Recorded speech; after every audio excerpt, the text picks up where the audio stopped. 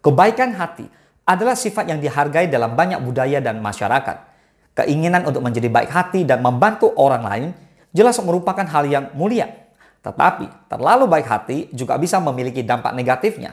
Terlalu sering mengorbankan kebutuhan dan kebahagiaan pribadi demi orang lain bisa mengakibatkan stres, kelelahan, dan bahkan merugikan diri sendiri. Berikut kita akan melihat 5 alasan mengapa terlalu baik hati mungkin tidak selalu merupakan pilihan yang bijaksana dan bisa berbalik merugikan diri kamu sendiri. Let's begin.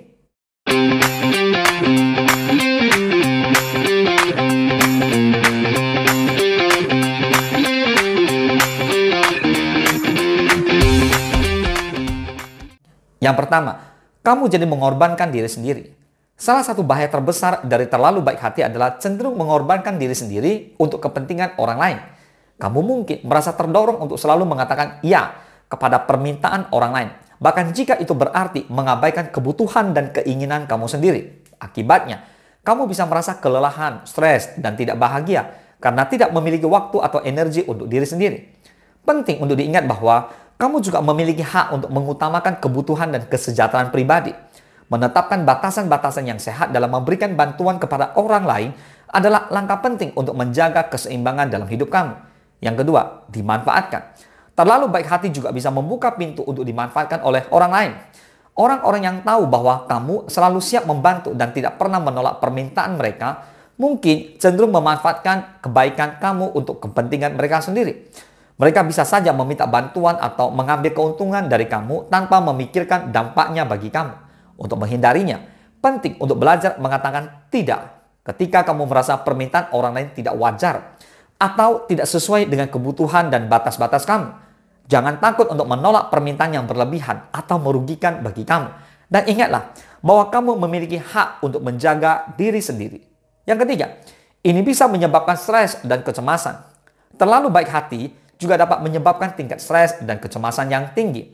Merasa terus-menerus tertekan untuk membantu orang lain dan tidak pernah merasa puas dengan apa yang kamu lakukan bisa membuat kamu merasa tegang dan cemas sepanjang waktu.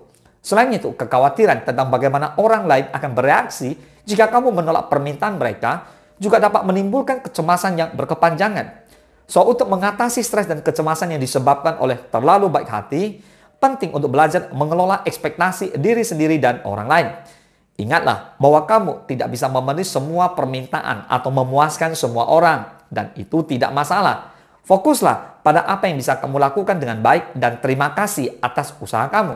Yang keempat, kehilangan jati diri.